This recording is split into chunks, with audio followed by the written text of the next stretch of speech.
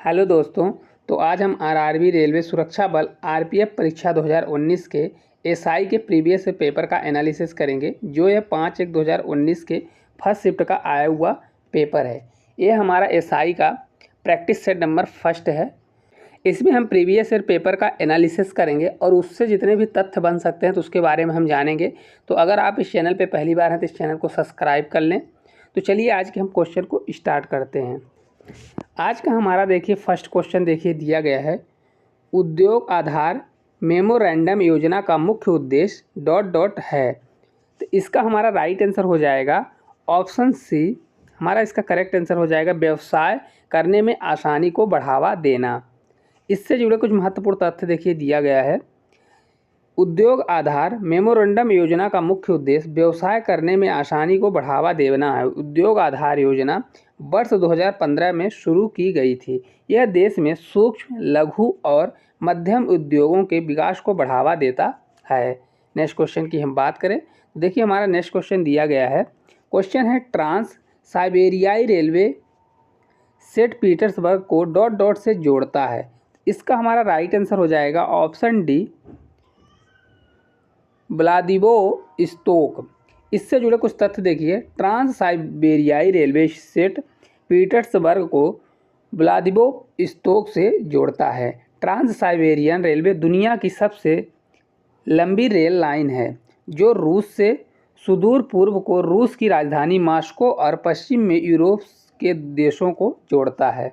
Next question की हम बात करें, देखिए नेक्स्ट क्वेश्चन हमारा दिया गया है, महमूद बेगड़ा किस क्षेत्रीय साम्राज्य के प्रसिद्ध सुल्तान थे। तो इसका हमारा राइट आंसर हो जाएगा ऑप्शन सी गुजरात। इससे जुड़े तथ्य देखिए, महमूद बेगड़ा 1458 से 1511 ईस्वी गुजरात के शासकों को सबसे योग्य एवं शक्तिशाली शासक था। इसका पूरा नाम अबुल फत नासिर उद दीन महमूद शाह प्रथम था।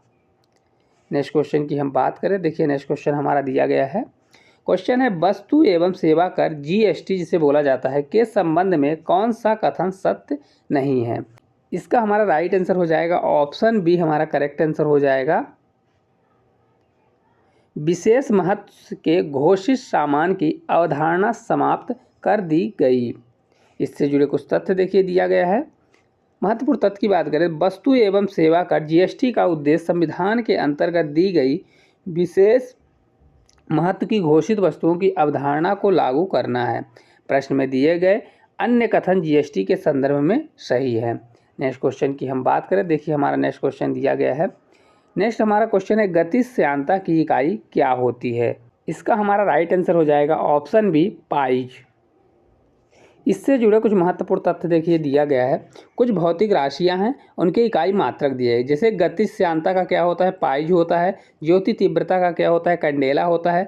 शक्ति का एसआई मात्रक क्या होता है, वॉट होता है। और दाब का क्या होता है, पास्कल होता है।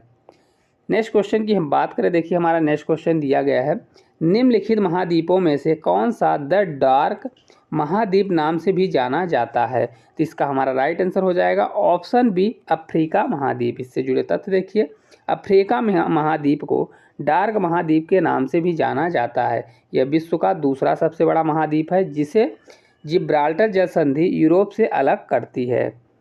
अगले क्वेश्चन की हम बात करें, देखिए अगला हमारा क्वेश्चन दिया गया है, पहाड़ियों के निचली सतह और घाटियों को रेती में मिट्टी के रूप में जमा खनिज क्या कहलाते हैं। तो इसका हमारा करेक्ट आंसर हो जाएगा ऑप्शन बी। हमारा राइट आंसर होगा प्लेसर डिपॉजिट। इससे जुड़े तथ्य देखिए, पहाड़ियों के निचली सतह और घाटियों की रेती में मिट्टी के रूप में खनिज प्लेसर डिपॉजिट कहलाते हैं।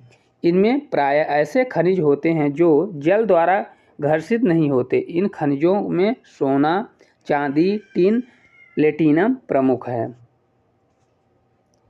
अगले क्वेश्चन की हम बात करें, देखिए अगला हमारा क्वेश्चन दिया गया है, ग्रीनलैंड निम्नलिखित में से किस महाद्वीप के अंतर्गत आता है। तो इसका हमारा राइट आंसर होगा ऑप्शन ए उत्तरी अमेरिका। इससे जुड़े तथ्य देखिए, ग्रीनलैंड उत्तरी अमेरिका महाद्वीप के अंतर्गत आता है। उत्तरी अमेरिका में होने के बावजूद इसे यूरोप का ही एक हिस्सा माना जाता है। क्षेत्रफल के अनुसार ग्रीनलैंड दुनिया का 12वां सबसे बड़ा देश है और द्वीप के क्षेत्रफल के अनुसार इसे दुनिया का सबसे बड़ा द्वीप माना जाता है।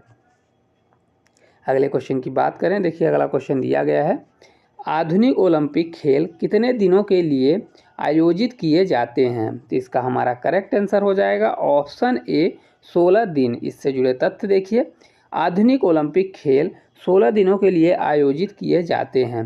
पहले आधुनिक ओलंपिक खेलों का आयोजन एथेंस में 1896 में हुआ था। प्रत्येक 4 साल के अंतराल में यह आयोजित किया जाता है। अगले क्वेश्चन की हम बात करें, देखिए दिया गया है, बीहड़ आमतौर पर भारत के किस नदी के बेसिन में पाए जाते हैं? तो इसका हमारा राइट आंसर होगा ऑप्शन बी चंबल नदी। इससे जुड़े कुछ महत्वपूर्ण तथ्य देखिए दिया गया है, बीहड़ आमतौर पर भारत के चंबल नदी बेसिन में पाए जाते हैं। चंबल यमुना की सहायक नदी है जो मध्य प्रदेश के मालवा पठार से महू के निकट से निकलती है और यह उत्तरमुखी होकर एक महाखंड से बहती हुई राजस्थान में कोटा पहुंचती है, जहां पर इस पर गांधी सागर बांध बनाया गया है। अगले क्वेश्चन की बात करें, देखिए दिया गया है, नेक्स्ट क्वेश्चन है, दुनिया में सबसे ज़्यादा वर्षा वाला स्थान निम्नलिखित में से कौन सा है? तो इसका हमारा राइट आंसर होगा ऑप्शन डी मासीराम मेघालय। इससे जुड़े तथ्य देखिए, दुनिया में सबसे ज़्यादा वर्षा वाला स्थान मासिनराम में एक वर्ष में 11,871 मिलीमीटर से अधिक वर्षा होती है। यह मेघालय में स्थित है। अगले क्वेश्चन की हम बात करें, देखिए अगला हमारा क्वेश्चन दिया गया है, केंद्र और राज्य के संबंधों के निर्धारण के लिए बनाए गए प्रथम 3 सदस्यीय आयोग की अध्यक्षता किसने की? तो इसका हमारा करेक्ट आंसर हो जाएगा ऑप्शन डी RS सरकारिया। इससे जुड़े तथ्य देखिए, केंद्र और राज्य के संबंधों के निर्धारण के लिए वर्ष 1983 में सेवानिवृत्त न्यायाधीश श्री RS सरकारिया की अध्यक्षता में 3 सदस्यीय आयोग का गठन किया गया। इस आयोग के 2 सदस्य श्री B शिवरामन और डॉक्टर SR सेन थे। अगले क्वेश्चन की ओर हम बढ़ें, देखिए हमारा नेक्स्ट क्वेश्चन दिया गया है, क्वेश्चन है रिले शब्द डॉट डॉट से संबंधित है। तो इसका हमारा करेक्ट आंसर हो जाएगा ऑप्शन बी रनिंग। इससे जुड़े तथ्य देखिए, रिले शब्द रनिंग से संबंधित है। आधुनिक समय में रिले दौड़ एथलेटिक्स कार्यक्रम के तहत ओलंपिक खेलों में सूचीबद्ध एक ट्रैक और एक फील्ड प्रतियोगिता है। ओलंपिक में 400 या 600 मीटर रिले आयोजित किए जाते हैं। अगले क्वेश्चन की हम बात करें, देखिए अगला क्वेश्चन दिया गया है, वर्तमान में भारतीय संविधान में कितनी भाषाएं स्वीकृत हैं? तो इसका हमारा करेक्ट आंसर होगा ऑप्शन डी 22। इससे जुड़े तथ्य देखिए, वर्तमान में भारतीय संविधान में 22 भाषाएं स्वीकृत हैं। संविधान की 8वीं अनुसूची में मूल रूप से 14 भाषाएं ही थी। भारतीय संविधान में भाग 17 में उल्लेखित अनुच्छेद 343 से 351 में राजभाषा संबंधी प्रावधान है।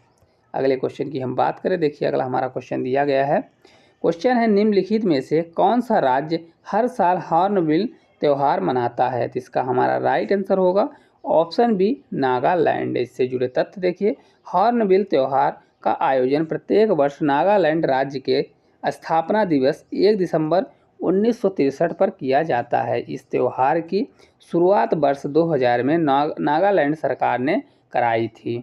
अगले क्वेश्चन की ओर हम बढ़ें, नेक्स्ट क्वेश्चन की हम बात करें, देखिए हमारा नेक्स्ट क्वेश्चन दिया गया है, किस अनुच्छेद में वित्त आयोग को अर्ध न्यायिक निकाय के रूप में स्थापित करने का प्रावधान है? इसका हमारा करेक्ट आंसर होगा ऑप्शन बी अनुच्छेद 280। इससे जुड़े कुछ महत्वपूर्ण तथ्य देखिए, अनुच्छेद 280(1) के तहत उपबंध है कि वित्त आयोग राष्ट्रपति द्वारा नियुक्त किए जाने वाले एक अध्यक्ष और 4 अन्य सदस्यों से मिलकर बनेगा। वित्त आयोग एक अर्ध न्यायिक एवं सलाहकारी निकाय है।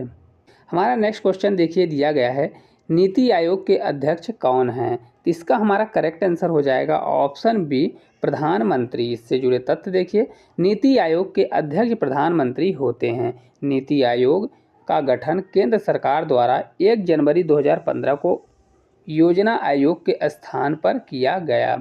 अगले क्वेश्चन की ओर हम बढ़ें, नेक्स्ट क्वेश्चन देखिए हमारा दिया गया है, प्रसिद्ध पुस्तक कामसूत्र किसने लिखी थी? तो इसका हमारा करेक्ट आंसर होगा ऑप्शन डी वात्स्यायन। इससे जुड़े तथ्य देखिए तो कुछ लेखक हैं, उनकी पुस्तकें हैं।